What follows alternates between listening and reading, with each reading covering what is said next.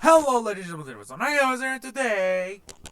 I will be explaining 15 stupid console fails, or in other words, consoles that fucked it up bad. Okay, first up is. Oh yeah, I actually know this guy, and I'm fucking pissed about it.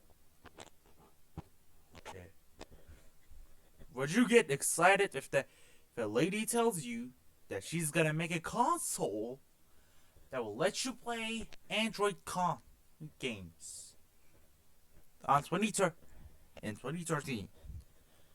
Apparently, and they made the console, but here's a problem. Most of it was supposed to be played on monitors, TVs, etc. And most of the games on those times were built for 2.5-inch screens. There's no fucking way you can wait to do it. Plus, most of them wasn't integrated on joysticks. So they fucked it up big time. Okay, on to the next one. Commodore 64 game system. Well, to be honest, it's not much of a surprise this item didn't sell all that well. Actually, this was an attempt for the Commodore 64 to get a piece of cartridge home console market. It's the thing is, this computer already had lots of excellent games, like Hot Wheels on Duck's Playground and the Great Giant Sisters, which was essentially a Mario clone that even had its own Mario hack. No joke. Okay, apparently this Commodore 64 game system was released in 1990, which was just a bit too late as Nintendo and Sega had already surpassed Atari, were completely dominating the console market. Anyone interested in Commodore 64 for gaming probably already had a computer by this point, but there's also the issue of finding parties who developed for it as Nintendo and Sega were to go to systems by then. Speaking of Sega, let's get to Sega Saturn. It's a shame that this beef, actually, to be honest, I had high hopes for 3 consoles in this list. One of them is Sega Saturn. It offered a lot of excellent games that I couldn't find on Saturn's visual it was like N64, PlayStation 1, and not PS1, the original PlayStation, but most of these were arcade ports and not Sega Saturn exclusives. When it came to exclusives, lacking was billions. There was a Scott the Disposable Assassin, props for familiar. The game, props for familiar. But even then, acclaimed comic book didn't offer much in the way of a great gaming experience. They also had Shining Force 3 and an installment of an excellent Sega Shulzo RPG series. And the Saturn didn't even have a proper Sonic game. Sega, what the fuck?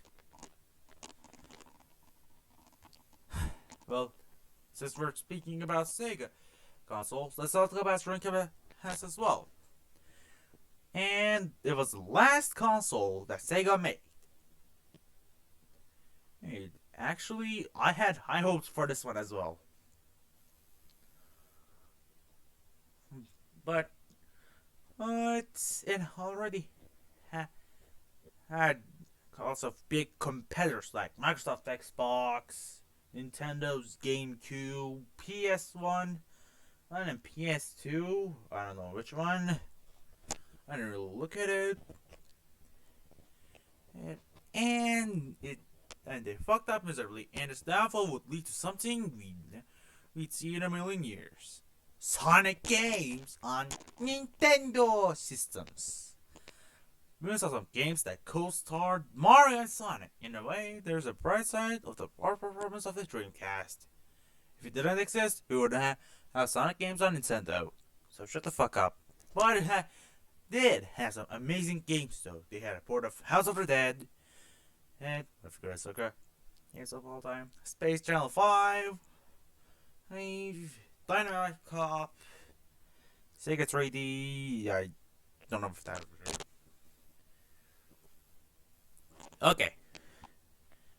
This is the first thing talking about Sega games on Nintendo consoles. And let's talk about another Nintendo console, VirtualBoy. Well, okay, let me explain this.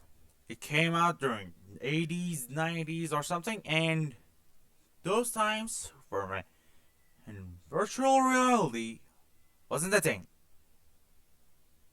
1 second.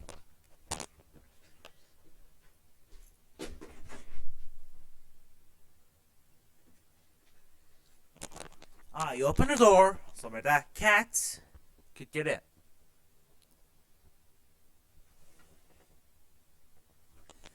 He's not around though. Okay, let's talk about VirtualBoy. Apparently, this console was a VR headset that it didn't put over your eyes. Eyes like this. Put it on a table and look like this. And it was monochrome. So it caused lots of issues. Okay.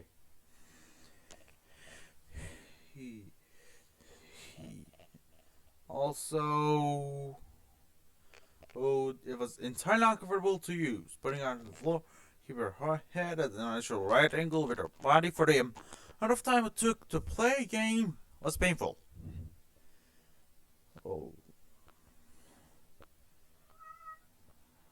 And it actually, Nintendo decided to make the games black and red because 2 reasons: money and glitches.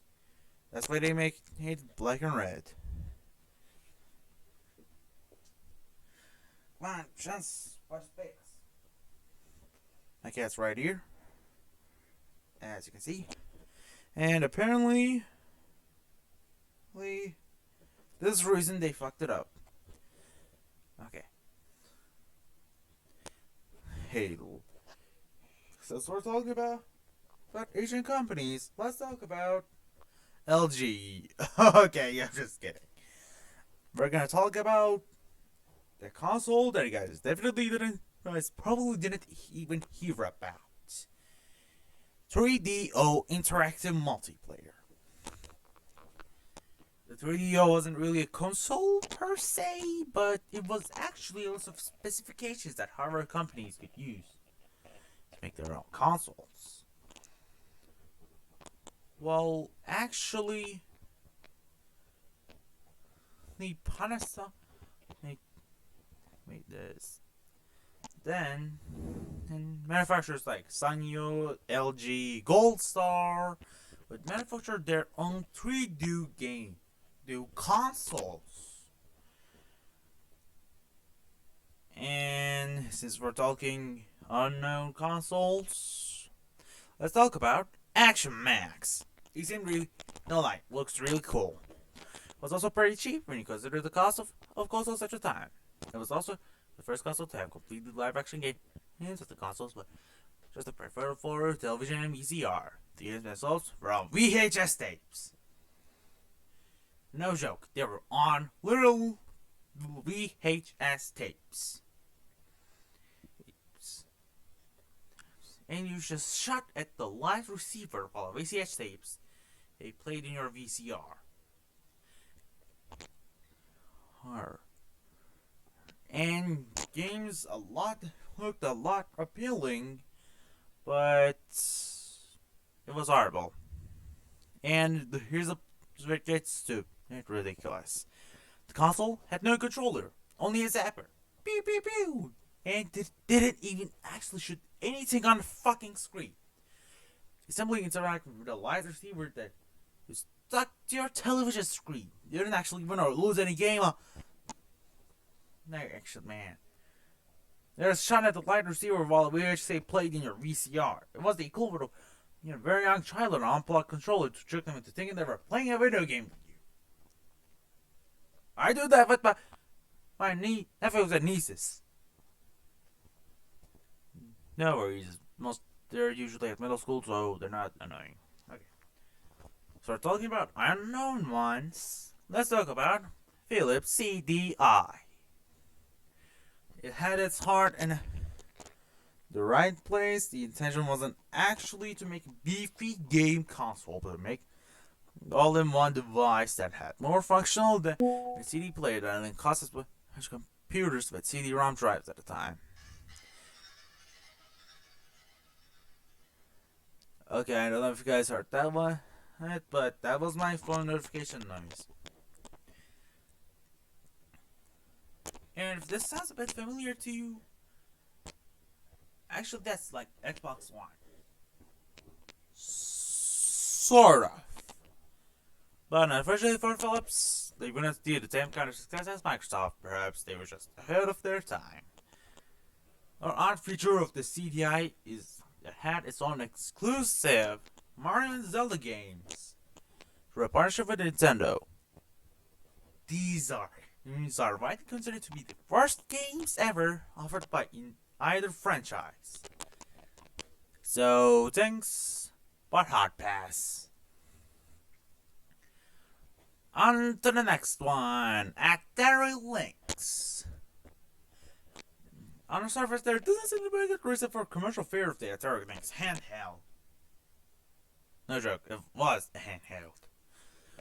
Last came out just a short time after Nintendo Game Boy, and it was the first handheld gaming device to feature a full-color LCD screen. I think this would be a major selling point. Unfortunately, the Lynx couldn't compete with the game library of the Game Boy. Lynx remained second in sales until the Sega Game Gear came out. Even though the Sega Game Gear was bulkier and a shorter battery life than the Lynx and the Game Boy, the Game Gear had a more impressive game library and knocked the Lynx down the third. Plus, you could watch TV on Game Gear, but you had to buy it. You had TV for that.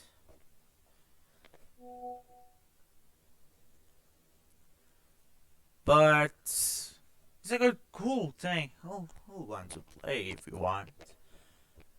Commodore CD-TV. Much like the Philips CDI, the Commodore CD-TV was also supposed to be an all-in-one machine that could single-handedly replace your CD player, game console, and computer. It also had that added bonus of connecting to your TV as opposed to sitting on a desk with a monitor. It could be enjoyed by the whole family at the same time. CD-TV was essentially a Commodore Amiga 500 computer with a CD drive and a remote control. No. What the fuck? Other computer peripherals could be connected to it, even though the device was an Amiga and dropped the name for the CD-TV.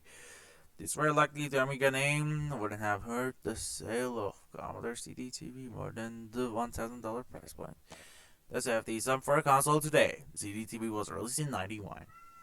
Atari Jaguar. Atari Jaguar was Atari Jaguar. Just kidding. It's Atari Jaguar. The Atari Jaguar was the console that broke Atari. This was the system that pressed Atari to drop out of the console market and focus on software instead.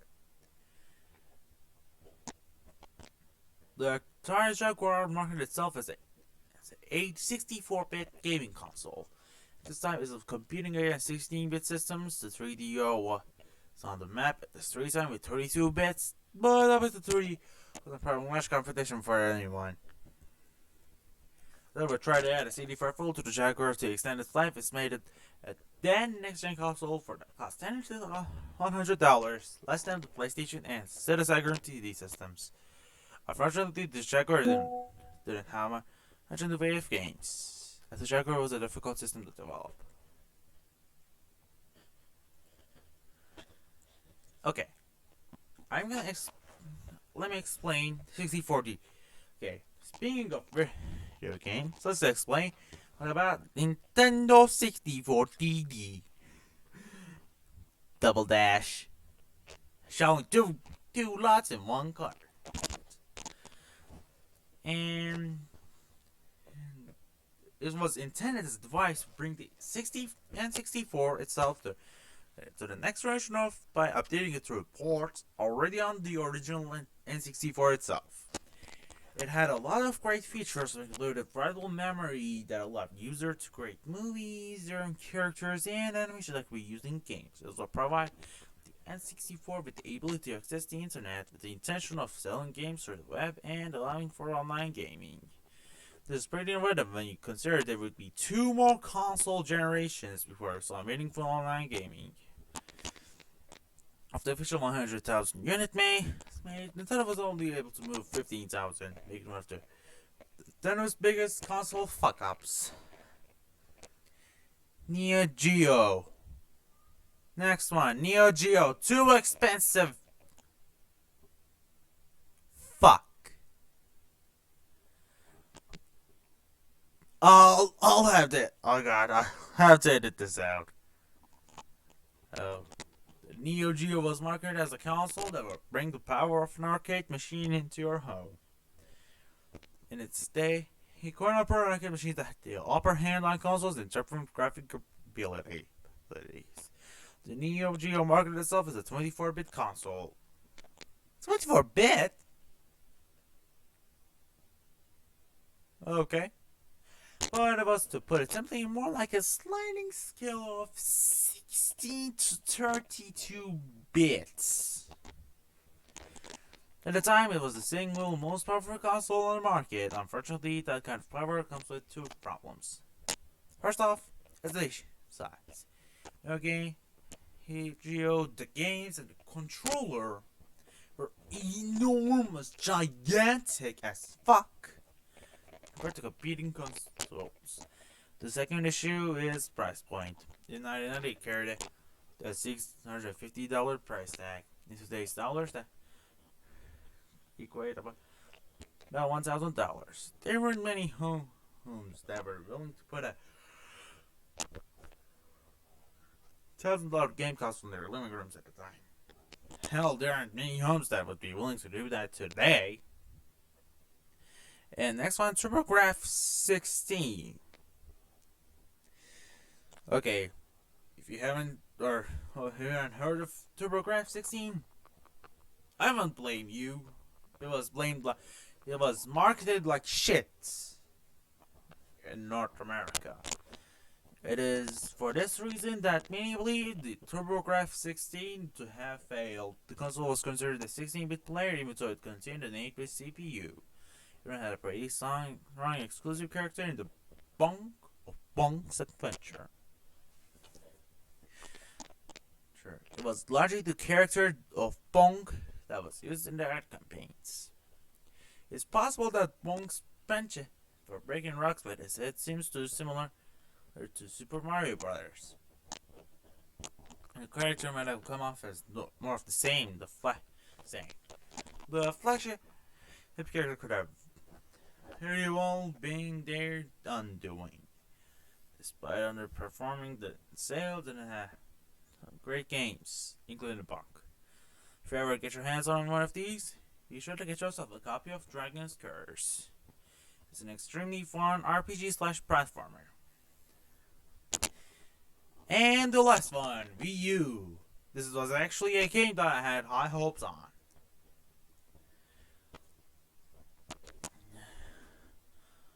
Okay, apparently, the Wii U was the first Nintendo console to offer high-definition HD gaming when they should have been on that way with the Wii.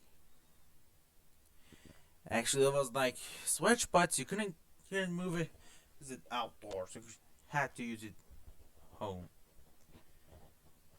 And it was the advertisement that caused the problem. When you hear Wii U,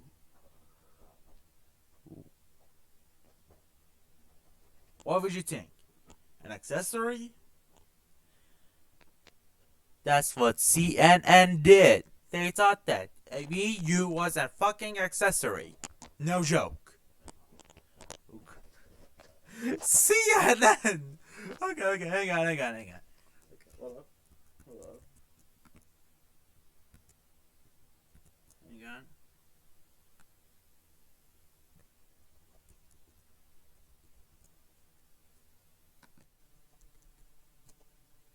Okay. I'm gonna show you guys something.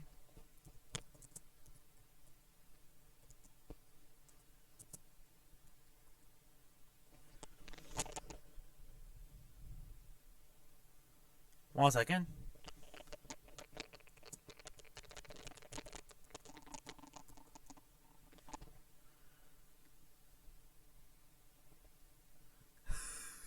Okay. As just like it says, CNN article thinks Wii U is a Wii accessory. Well, that's what it literally says.